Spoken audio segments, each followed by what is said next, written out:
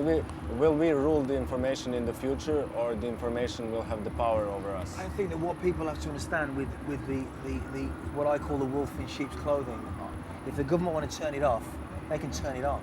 Digital technology is very dangerous because it can be wiped immediately and you can lose everything. I keep everything I have.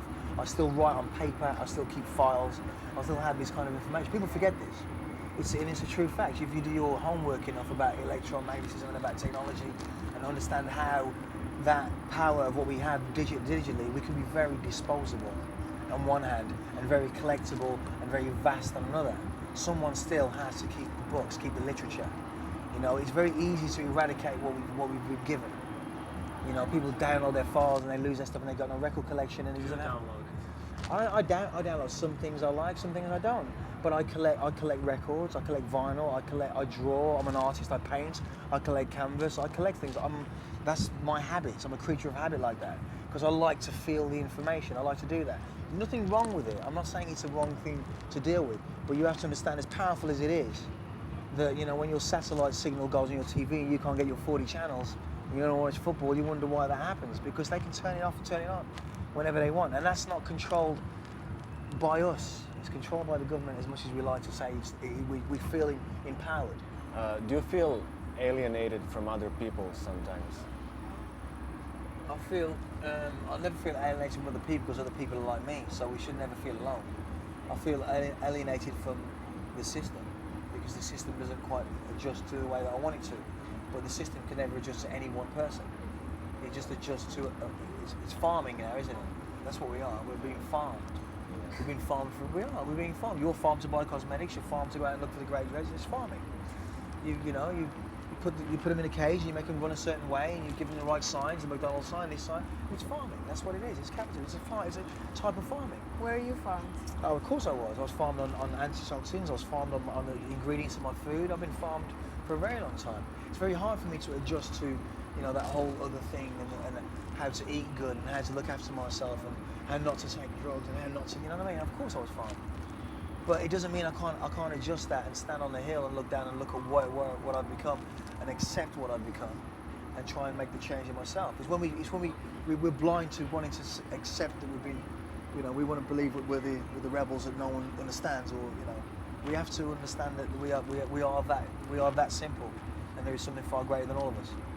Do you think that you're maybe farmed to buying records, listening to music?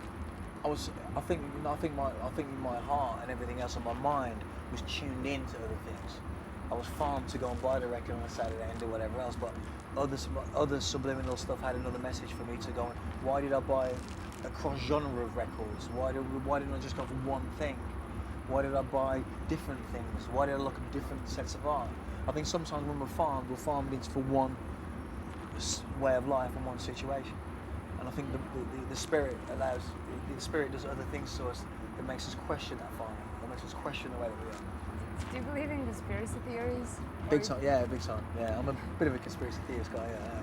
I won't go into that, yeah, but I am, you know, I've read a few really interesting books that I would recommend. A lot of other people I've met in 30 years kind of gave me this book, and I've had this book 3 times in my life. I'm thinking, that's strange, you know. But yeah, I am a big time into that. And also, the government are great at it. The government are the best at putting out conspiracy theories because it helps and endures that whole situation. I mean, they probably put out the most conspiracies on UFOs to shroud their blanket, you know.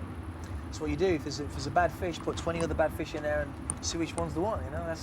That's one of the best conspiracies ever, right? I mean, yeah, I am into that a lot. I read a lot of stuff. Just one question more. If you were to talk about with a kid who's coming to Exit Festival, what would you tell him? What can he learn here? I'll tell him to look at the old and the new people that are here.